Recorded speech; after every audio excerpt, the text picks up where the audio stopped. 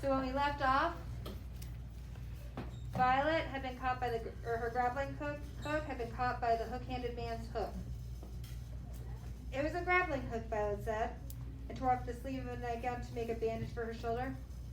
I made it myself. What, honey? Okay, it's his email login. She says it was a grappling hook the hook-handed man sent to his walkie-talkie. I don't know, boss. Yes, boss. Yes, boss. Of course, I understand. She's yours. Yes, boss. He pressed a button to disconnect the line and then turned to face Violet. Count Olaf is very displeased with his bride. I'm not his bride, Violet said bitterly. Very soon you will be, the hook-handed man said, wagging his hook in the way most people would wag a finger. And that means like this.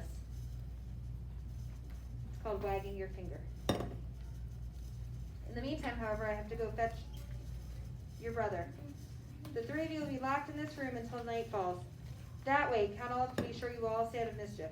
With that, the hook-handed man stomped out of the room. Violet heard the door lock behind him and then listened to his footsteps fading away down the stairs. She immediately went over to Sunny and put a hand over her little head, afraid to untie her and tape her sister for fear of incurring a word which means here, bringing about Count Olaf's wrath. Violet stroked Sunny's hair and murmured that everything was all right. But of course everything was not all right. Everything was all wrong. As the first light of morning trickled into the tower room, Violet reflected on all the awful things she and her siblings had experienced recently. Their parents had died suddenly and horribly. Mrs. Poe had bought them ugly clothing. They had moved into Count Olaf's house and were treated terribly. Mr. Poe had refused to help them. They discovered a fiendish plot involving marrying Violet and stealing the Boldler fortune. Klaus had tried to confront Olaf with the knowledge he learned in Justice Strauss's library and failed. Poor Sunny had been captured, and now Violet had to try to rescue Sunny and found herself captured as well. All in all, the Boldler orphans had encountered catastrophe after catastrophe, and Violet found their situation lamentably deplorable. A phrase which here means it was not at all enjoyable. The sound of footsteps coming up the stairs brought Violet out of her thoughts, and soon the hook-handed man opened the door and thrust a very tired, confused, and scared Klaus into the room. Here's the last orphan, the hook-handed man said, and now I must go help Count Olaf with the final preparations for tonight's performance. No monkey business, you two, or I'll have to tie you up and let you dangle out the window as well. Glaring at them, he locked the door again and tromped down the stairs.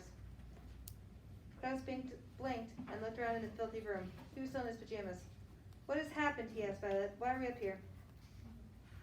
I tried to rescue Sunny, Violet said, using an invention of mine to climb the tower. Klaus went over to the window and looked down at the ground. It's so high up, he said. You must have been terrified. It was very scary, she admitted, but not as scary as the thought of marrying Count Olaf. I'm sorry your invention didn't work, Klaus said sadly. The invention worked fine, Violet said, rubbing her sore shoulder. I just got caught. And now we're doomed. The hook-handed man said he'd keep us here until tonight, and then it's the marvelous marriage.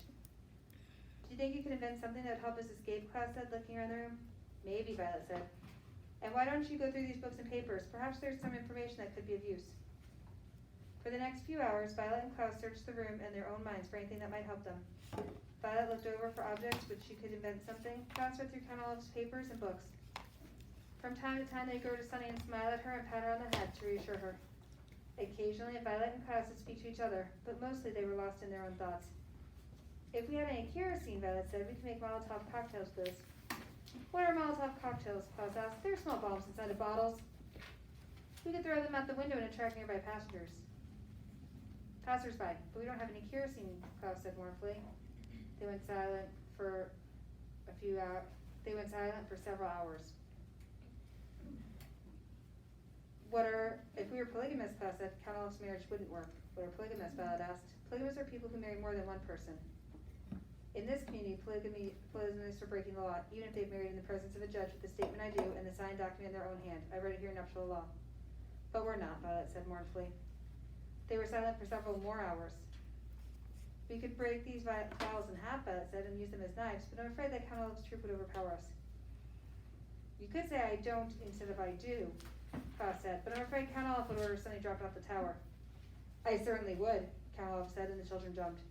They had been so involved in their conversation they hadn't heard him come up the stairs and open the door. He was wearing a fancy suit and his eyebrows had been waxed so it looked as shiny as his eyes. Behind him stood the hook-handed man who smiled and waved a hook at the youngsters. Come on, orphans, Count Olaf said. It's time for the big event. My associate here will be staying behind in this room and will keep in constant contact through our walkie-talkies. If anything goes wrong during tonight's performance, your sister will be dropped to her death. Come on now. Violet and Klaus looked at each other, and then Sunny, still dangling in her cage, and followed Ken off out the door. As Klaus walked down the tower stairs, he felt a heavy sinking in his heart as all hope left him. There truly seemed to be no way out of their predicament. Violet was feeling the same way until she reached out with her right hand to grasp the banister for balance. She lifted her right hand for a second and began to think. All the way down the stairs and out the door, and the short walk down the block to the theater, Violet thought and thought. Harder than she had in her entire life. Pat?